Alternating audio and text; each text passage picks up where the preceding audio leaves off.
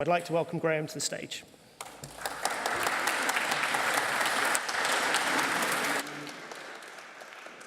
Thanks, Matt, and good morning, everyone.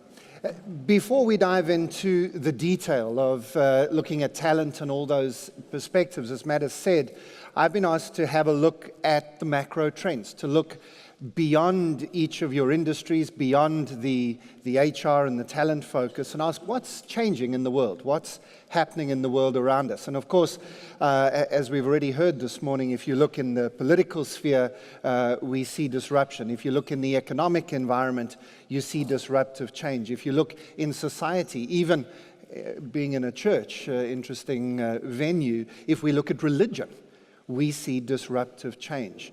This is the characteristic of the world that we live in right now.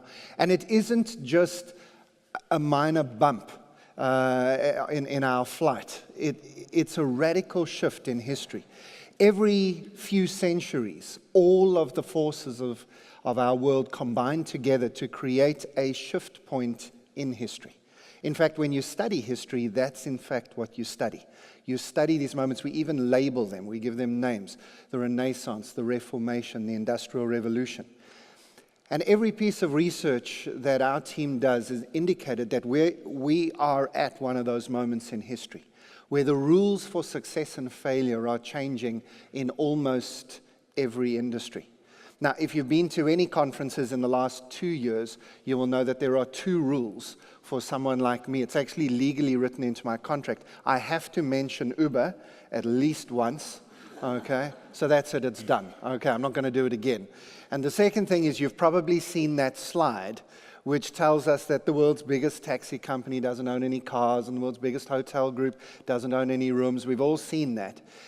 It's almost a cliche, but just because it's a cliche doesn't mean it's wrong. That's the world we live in, and our question is, how do we respond? Our problem is if we don't respond adequately, we could end up like these 2 guys. I mean, they're fishermen. They're doing what they do for a living. Have we got sound? There, guys. There we go. You know, some of you recognize this picture because you do have colleagues who are half asleep some of the time. Not necessarily looking around us for the big unprecedented forces, you know, things we've never seen before. And by the time we notice them and there's a newspaper headline and a bump and a noise, well, you've got to wake your team up first, and then you've got to get the motor of your business going, and by that stage it can be a bit late.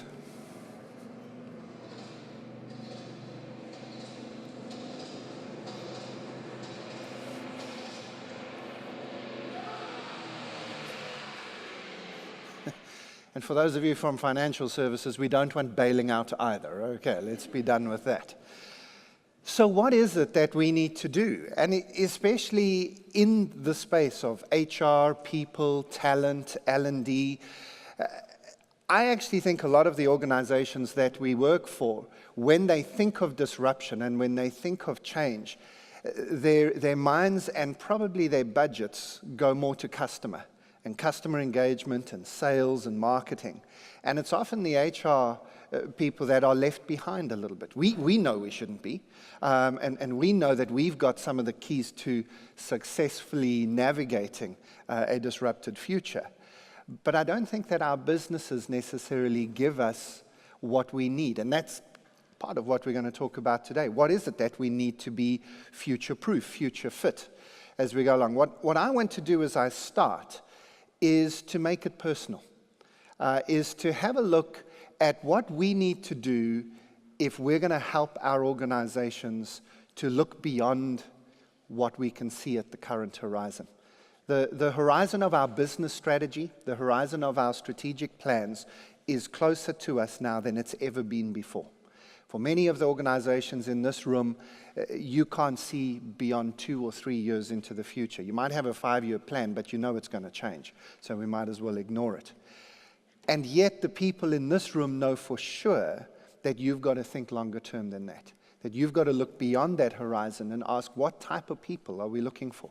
What type of skills do we have to have in place? What type of organizational designs are going to be fit for purpose 5 years from now, 10 years from now? And this is something that we need to learn how to do, looking at what happens after what comes next. It's essential not just for you to do, but for everybody in your team to do as well. This is not something you can just leave up to the senior leaders in your business, and they'll send you a memo when they've worked out what we're going to do next. This is something that every single one of us, but especially people who are in the people space of business, need to be taking seriously. So in order to do that, we need what I call a future-focused toolkit. I think that there are 5 tools that you need to add into your day-to-day toolkit of the job that you do. 5 things which will cost you almost no money, which are not going to take you going back to uni to study for. 5, in one sense, easy things to do, and yet 5 things that could make all the difference to how you view the world around you. You ready for them? Okay, let's go. I see you've got your notebooks. Okay, so the first of these is we need to switch on our radars. I know we think about the future. I know that this is something that is now part of how we think about business. Good HR people have always been future-focused.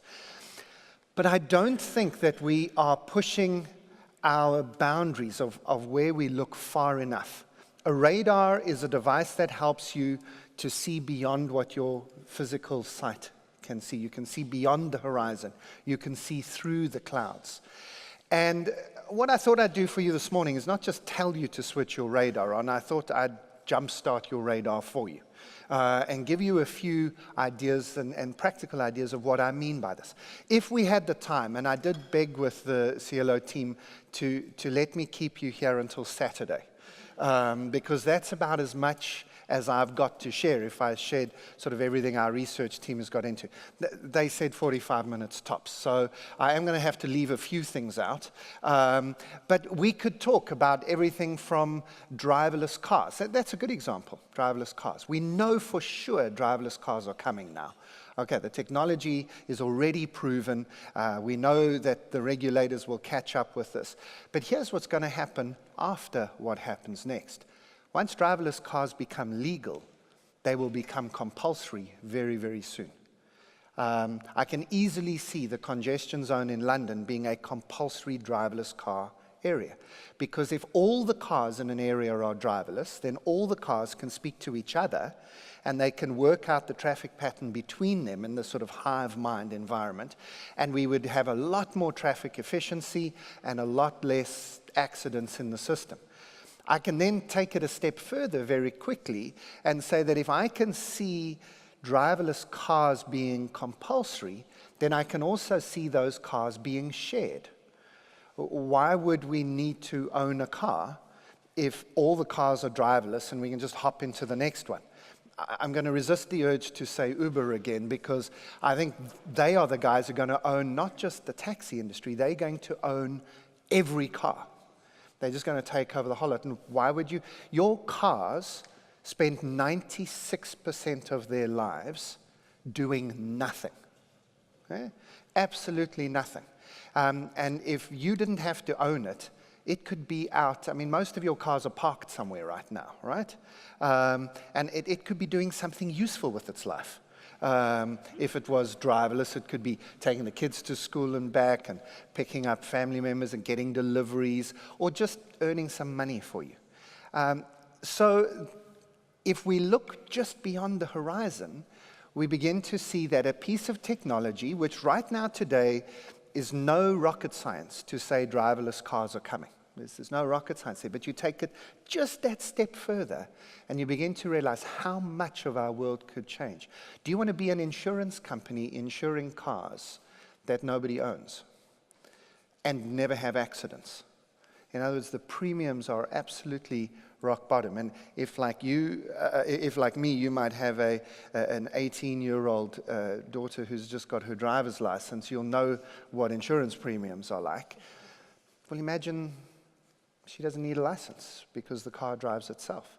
I wouldn't want to be an insurance company, nor would I want to be EasyJet, because I'd much rather drive to Edinburgh overnight or to Amsterdam, not in the type of car you drive in now, but in a car that's got a nice business class type leather lie flat seat in it.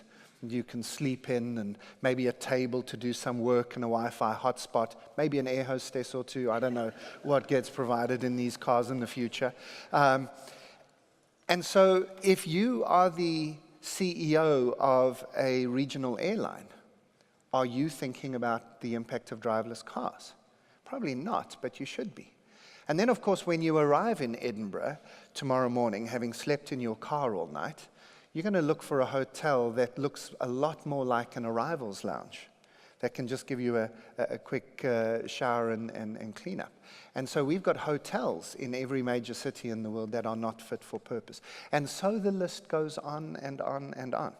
And that's just one example. We could then look at digital currency and blockchain technologies, at the Internet of Things, robotics, fitness trackers, or we could just make it simple. I mean, these things have really taken over our lives. 10 years ago, none of you had a smartphone. I know this for sure because it was the 29th of June 2007 that Steve Jobs first held up an iPhone and said, Apple are going to make these now. And everybody laughed at him and said, you're a computer company. What do computers and phones have to do with each other? Some of you might argue and say, no, but hang on. At that moment, I had a BlackBerry. I hope you're not trying to convince me your BlackBerry was a smartphone. Okay. It was a great way to send emails, a wonderful, secure device, but no one can confuse it with a smart anything, which is why you don't have one now. But the rest of us today have one of these, and it is the only thing in your life that is less than an arm's length away at all times. There is nothing closer to you 24/7 than this little device, right? For most of you, it's what woke you up this morning. First thing you saw or touched this morning? You got going this morning. Some of you even took it to the toilet with you this morning. Don't put up your hands. I can see that. Okay, I did. Which is why you should never use anybody else's phone, by the way.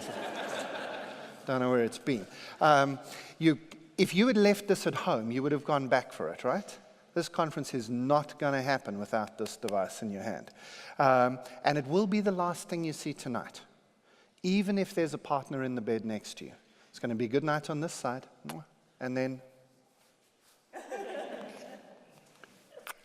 good night on that side as well. Now, some of you are thinking that's a little bit over the top. But research tells us that we check those devices 72 times a day on average. And some of you in this room are saying 72 before breakfast or the whole day. It's amazing, isn't it? Less than 10 years old and now ubiquitous in our lives. We could talk about what that means. And in fact, I'll come back to that in a second. What I thought I'd do, given who's in the room, is just pick 4 areas very quickly that it should be obvious to you, but just push you just a little bit beyond the horizon this morning, to just show you some of the disruptive change that I think is coming to our world. The first is maybe unexpected, because technology is the easy thing for me to talk about here. I can impress you with all sorts of technologies, and I will in a second. But I thought I'd start in a non-technology space for people. And that is the fact that I think one of the biggest shifts in society right now is the fact that we are living longer, but much longer than we thought we were going to. Life expectancy is increasing at a rate of 1.5 days per week at the moment. Now, that is an insane statistic. It means that if you survive until Saturday, you will have added another 1.5 days to your life. Now, unfortunately, you don't get to cash it in on Sunday. That would help me catch up with my emails. You only get it at the end.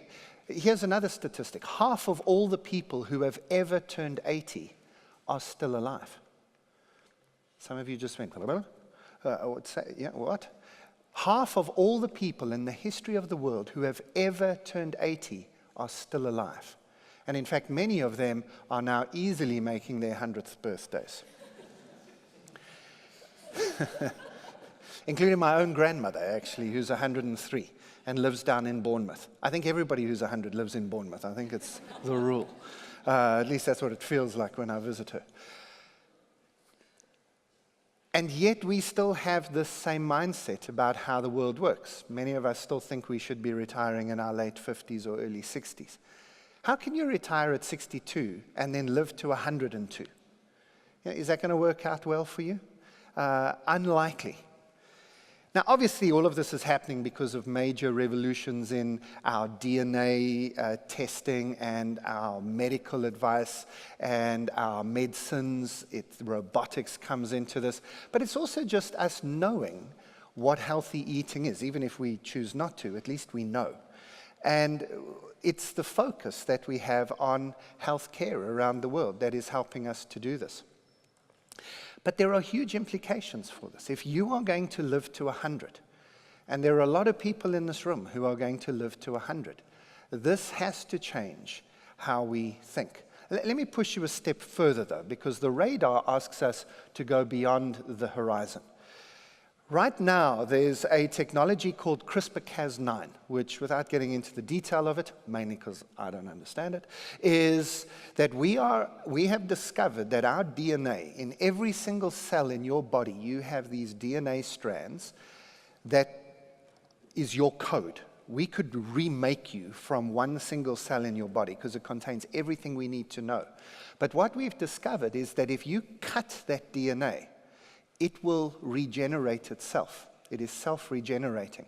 And we've discovered a methodology, CRISPR-Cas9, that allows us to go in and cut pieces out of your DNA that are damaged, and the DNA then replenishes itself. The potential here is that we can remove diseases just by regenerating the cells of your body. We could possibly have found a cure for aging, which many scientists are saying now, aging is just a disease, it's not an inevitability.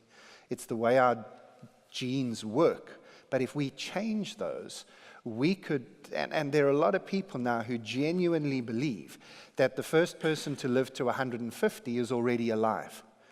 And they reckon that most people who were born in the 1990s, first of all, have more than an even chance of living in 3 centuries.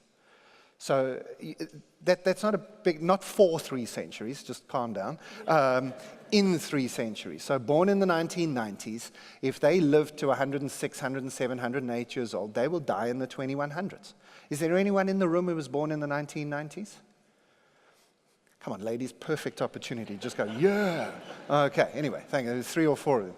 You guys have got more than an even chance of living in 3 centuries. Doesn't that just like blow your mind? As I told you, my oldest daughter was born in 1999. She's 18 years old now. I am raising a child who has to plan for maybe 120, 130 years of life, but maybe even 150. I don't think that that's exceptional. When my grandmother, who's 103, was born, life expectancy was 47. And yet here she still is. This changes things. When Amy came home with her first boyfriend a year or so ago, I kind of sat her down and said, now, Amy, we need to think this through. I'm not going to do the normal dad thing. I'm not buying a shotgun, all of that stuff. I've raised you well enough to look after yourself. But I do have a big question. If you walk down the aisle with this guy, I did get quite serious quite quickly, it got real quite fast. And I said to her, if you walk down the aisle with this guy in the next few years, and you make the same promise that your mom and I made to each other, you know, in sickness and in health, for richer, for poorer, for better, for worse, until death do us part, you might be making a 100-year commitment to this guy. I'm just asking, is he the right guy? Now, realize I am being recorded today, so Chris, I wasn't convinced. Anyway, that's over that relationship, and it might have been my fault. We have to rethink things. And obviously, from our perspective, in our industries around people and HR, we're going to have to rethink what a career looks like, what longevity looks like. Some of our clients, for example, in call centers are beginning to realize that a 60-year-old and a 70-year-old in a call center is way better than a 20-year-old. And staff turnover at call centers drops dramatically. Customer satisfaction goes through the roof when you're dealing with 70-year-olds in your call centers. The only thing that goes wrong in a 70-year-old call center or a call center staffed by 70-year-olds is the average length of phone call just gets out of hand. But why do we think that retirement has to happen as the way it does? Retirement was developed over 100 years ago when people's life expectancy was 47. And they retired you at 65, okay? We've got the maths wrong here a little bit. And we're going to have to rethink retirement. We're going to have to rethink old age. We're going to have to rethink a lot of things. Does this make sense to you? Does it make sense what I mean switching on the radar? It's not that you didn't know that we were going to live longer. I'm just not sure we'd thought it through or had spent time thinking about the implications. Let me give you another example. Virtual and augmented reality. This is probably what 2016 is known for. So I'm supposed to be a futurologist, but I'm looking at the past. But how many of you have played around with a virtual reality headset yet? Okay? About a third. That's not enough. How many of you have kids? Okay. Did you buy your kids a virtual reality headset for Christmas last year? No, you missed out on being parent of the year. But you were, and you were, there are a few of you. The rest of you, it's not too late, okay? On your way home, just grab one today, okay? Because seriously, unless you've experienced a virtual reality thing, you can't explain it to somebody. It's not just 3D movies on steroids. I mean, I'm sure some of you have experienced the 360 pictures, right, and 360 videos. They're taken with a camera that's got lenses all in different directions. And when you get into the space, your body takes over it. It kind of gets tricked into thinking it's in a different space. I mean, this guy's about to experience a roller coaster, and he can't help himself. He knows he's in a shopping center, but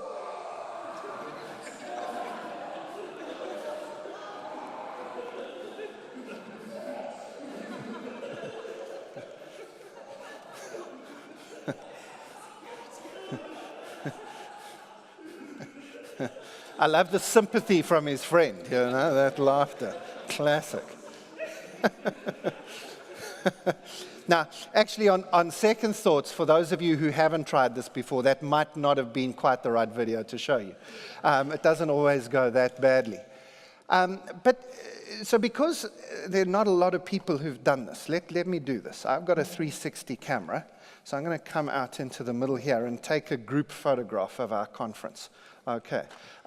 So for legal reasons, I have to tell you that if you're not supposed to be here, look away. Okay, don't look at the camera, dab or something. I don't know, whatever you have to do. Okay, so I'm going to take a 360 photograph of us in this beautiful venue. So just look at the camera, not at me.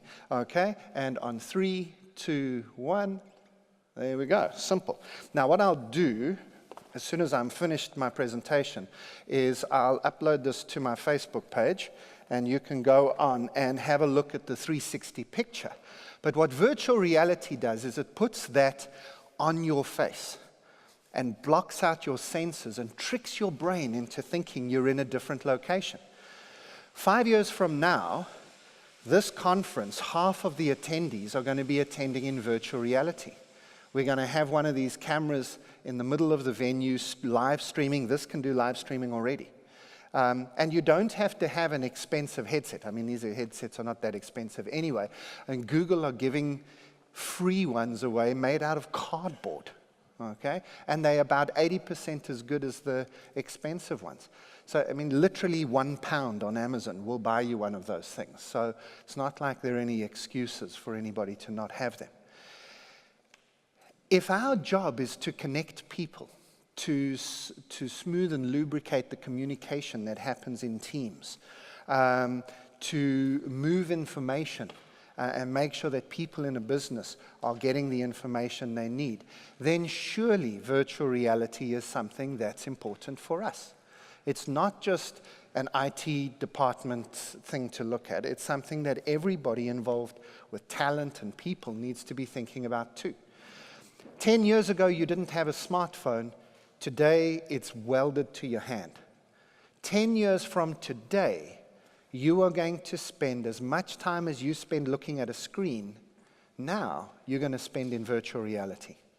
Not with one of those naff helmets smacked onto your head, but probably something a little bit more, fashionable, or maybe even, and this is what Google are actually working on, contact lenses. That this goes in and the virtual and augmented world and your real world just blend together.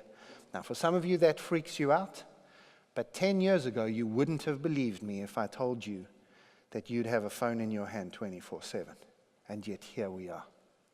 So, in about 20 minutes' time, when I'm finished and sitting down there, the first thing I'll do is I'll whack that photograph up onto Facebook, and you can go in and have a look at it. Or come and chat to me during the break, and I'll show it to you in my device. Now, the third thing I thought I'd talk about is something I'm sure you know, the on-demand economy, and the fact that we are going to live in a world very, very soon where we outsource and micro-outsource all sorts of different aspects of our work. How many of you have used any of these websites? Upwork is the big daddy, but there's Elance, Freelance, TaskRabbit, Fiverr, 99 Designs. Yeah? A few hands.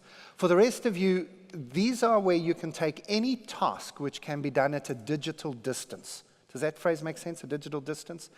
And you can get somebody else to do that task for you. Just a simple example.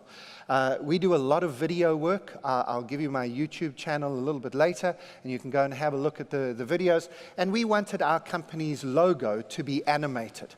So we uploaded it to Upwork, and this is what we got back.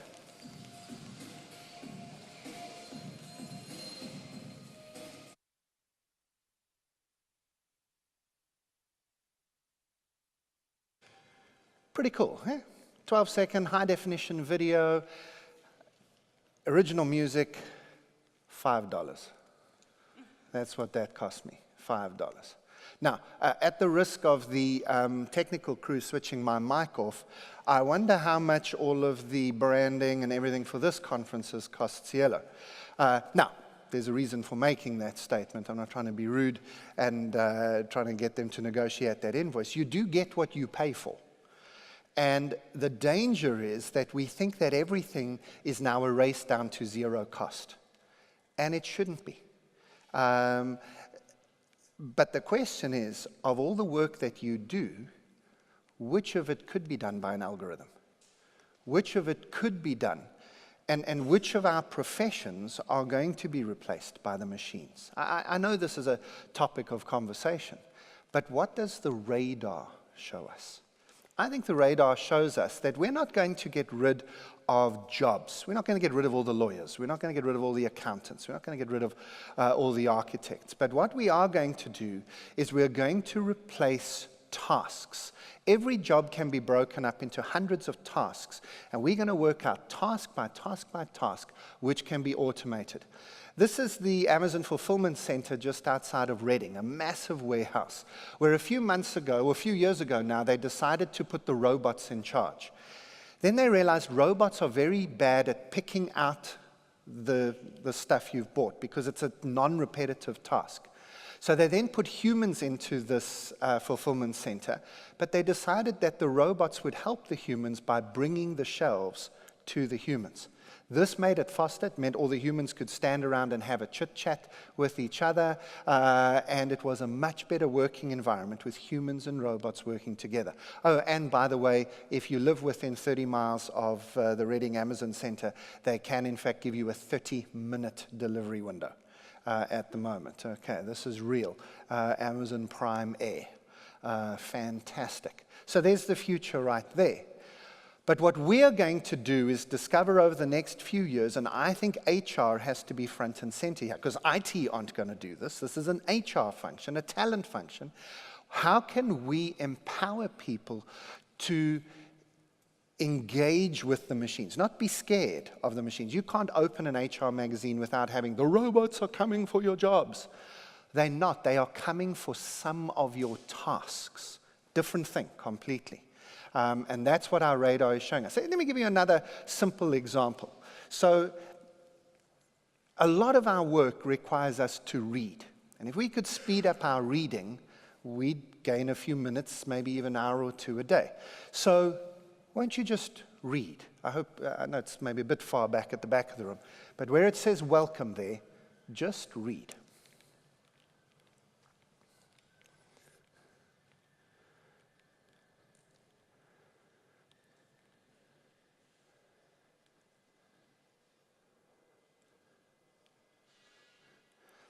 Right, we're going to move up to 400 words per minute now, which is faster than most people can read normally. Okay, let's move up to 500 words per minute.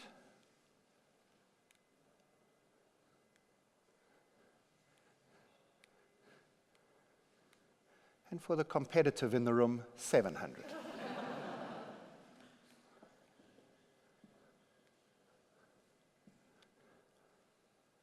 Okay, maybe slightly fast for some of you.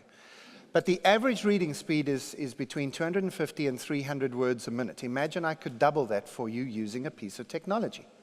This technology is available for free. And you can download it and put the app onto your, if you're reading on your any mobile device or on an iPad, you could literally halve the time you need to read any and all documents during the day.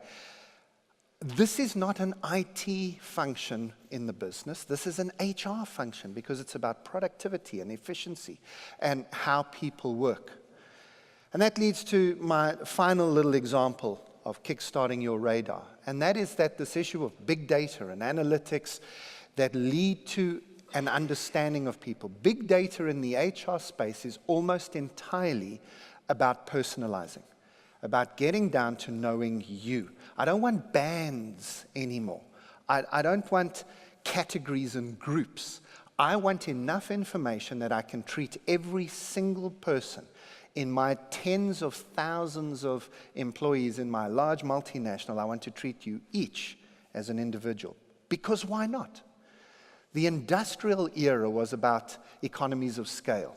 The industrial era was about creating categories and groups for efficiency. The digital age is the age of personalization and customization. How are we doing that as HR professionals? How are we getting to that level? A few weeks ago, literally, and this is actually the first time I'm talking about it on the stage, I came across this little startup. The way you pronounce that is You Are Up. You Are Up. These are guys who can develop an app in half an hour. And I'd been talking on stage, and I was talking to people and saying, and I'll get to it in a few moments, where I talk about experimentation and being able to move quickly. And I was saying, you know, if you guys think of an app that would be valuable in your businesses, how long is it going to be before IT can deliver that to you? You know, it might even be years. We're not even talking months here. And afterwards, two young kids, basically, came up to me and said, no, we can do it in half an hour. I said, you're joking. Show me. And so what they did was they got onto their phones and they showed me something like this, and I thought you might be interested. So this is on a mobile device. They've created a little app. This one is about a training session for onboarding people. You can ask questions and people can answer. You can type in any comments. You can even include a video.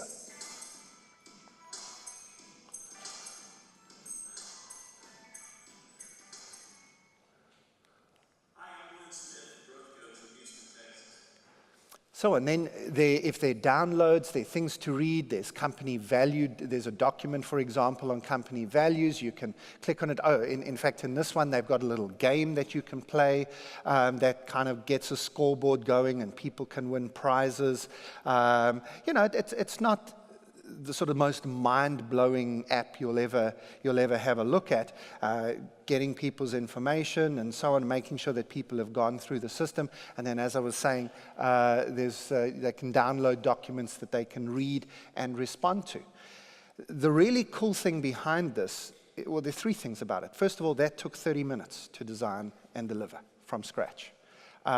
Secondly, it captures all of that information in the background as a data analytic. You know exactly what everybody's doing and can respond to it immediately. And the third thing is you can update it in real time.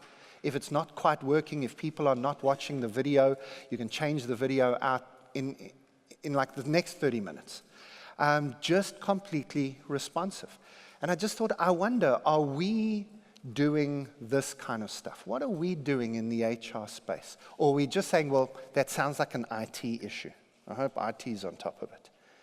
Not good enough. The first thing we have to do to be great in our jobs in the HR talent world is to switch on our radar. Now, I've spent almost all of my time on that. I have 4 other things, and I've got a few minutes, and I'm just going to whip through them. This is by design, by the way. I haven't run out of time, because the others I think you'll find are very obvious. We have to be curious.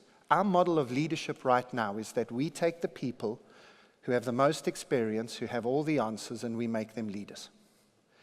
I don't think that that works in a world that's changing as fast as our world. I think the best model of leader is the leader who has all the right questions, even if they don't have the answers. Not questions like, what the hell's going on around here? Okay, that's not the best leader. But a person who says, can we do this better? Is this the only way it should be done? Why do we do it this way? Why not? What if? Why? You know what? I'd rather have a leader in my business who has questions that are difficult to answer than answers that are difficult to question. It's probably my favorite quote of the year so far. The third thing we need to do flows immediately from that, and that is that we must experiment more. I think this makes sense, and I think actually this is the most important thing that I'm going to tell you. I think this is the heart of my message to you and to us, is that we have to be comfortable to try things. We don't know what's going to work and not work in a world of constant change. We don't know if we let everybody go and work from home most of the time, whether they're going to be more productive or not. I think I can tell you that I think they will be, but we don't know until we try. So we can spend the next 2 years debating this. We can ask for another McKinsey report, or we could just try it out. Now, you don't want to try things that will blow the business up, but you can try things like a school science experiment, where you lay out, here's the experiment, I have a hypothesis, here's what I'm trying to test, this is how we're going to test it, get it signed off, then go and test it, analyze the data, have a conversation, come to a conclusion, rinse and repeat. Why don't we have active experiments? I think everybody in every business should have at least one active experiment on the go. I'm going to experiment with changing the start and end times of my day. I'm going to experiment with different styles of meetings. I'm going to experiment using WhatsApp instead of email. I'm going to experiment not using email at all and talking. I'm currently doing an experiment where I only answer emails 1 hour a day. And I block that hour off, and it's locked in. I sort of like down in a vault somewhere and go through all my emails. And you know what? Nobody in my team has noticed yet, which probably means I was even worse than I thought I was before, that they never even expected a response from me. But it's just an experiment. I'm not sure it's going to work, but so far, so good. And maybe it'll help me. Now, obviously, when you experiment, you're going to make mistakes. And we have to be willing to fail. You try something and it doesn't work, and then you try it again and it doesn't work, and again and it doesn't work. Now, there is a danger that failure becomes a habit, and we don't want that, of course. But if we don't make mistakes, how will we ever learn? And many of our businesses have to change their attitude towards failure and mistakes. We've got to learn not only to just accept them, but even reward them, measure them, and value them. Now, that leads nicely to the fourth thing, which is that we have to listen to all the voices, embracing difference, embracing all of the different viewpoints, and this comes from questioning, and it comes from experimenting. Let me give you a real-life example here. 20 years ago, in 1997, Netflix began. And as many of you know, they started by posting DVDs. You would go online and you'd put a playlist in and they'd send you the first DVD, and when you'd watched it, you sent it back, and then they sent you the next one. By February of 2007, they had just shipped their 1 billionth DVD. Not bad, right? But that month, 2 young guys joined them from a company that not many people had heard of 10 years ago called Amazon. And nobody had heard of a place called Amazon Web Services, which was just about to rename itself as Amazon Cloud Services. And these 2 guys came in and said, listen, I know you've just shipped 1 billion DVDs. I know you think you've got a good business model, but we want to tell you about streaming from the cloud. What, 10 years ago? Just please use words, English, there's language. Streaming, what are you talking about? You know what the CEO did? The CEO of Netflix didn't say, guys, we've just shipped our 1 billionth product. I think we know what we're doing. Okay? He said, hang on, I want to understand this. Explain it to me. And well, as they say in the classics, the rest is history. In fact, it isn't history. Here's what you don't know. In May of 2007, just 2 months later, they shut down the DVD business. How do you shut down a business that's just shipped its 1 billionth product? You do that because you're experimenting, listening to the voices, switching on your radar, and understanding the future. And that means that the last and most important thing that we do individually is confront our limiting orthodoxies. Orthodoxies are habits of thinking and action. And many of our habits of thinking and action are what got us here and are good. But some of them are limiting and even damaging right now. And if we want to do this, and if we want to help our companies to do this, if our task is to set our companies up for success, then we have no choice. Switch your radars on. Ask better questions. Experiment more. Listen to all the voices. Seek out other voices and confront your limiting orthodoxies. I'm going to be here for the day until lunchtime at least, so if you want to chat to me, please do that. If you want to connect digitally, that's how to do it. And if you go to this link over here, you can actually use that little URL system. We've actually signed up with them already, and you can get a copy of the slides. They'll also be available through Cielo's system, but you can just experiment with that a little bit as well. Thank you very much.